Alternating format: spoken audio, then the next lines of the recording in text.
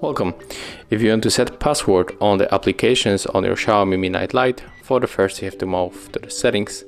Right now scroll down and enter apps, then tap on the app lock, and we can select this 6 default application. So tap on the set password, draw the pattern and configure with the same, then tap on the next. We are not synced in, but I don't want to, so click on the not now. And I don't want to also tap on the set the face unlock. And right now we can turn on fingerprint, but I'm going to click on the cancel. And right now we can check if it is working. So let's go for the Facebook, for example.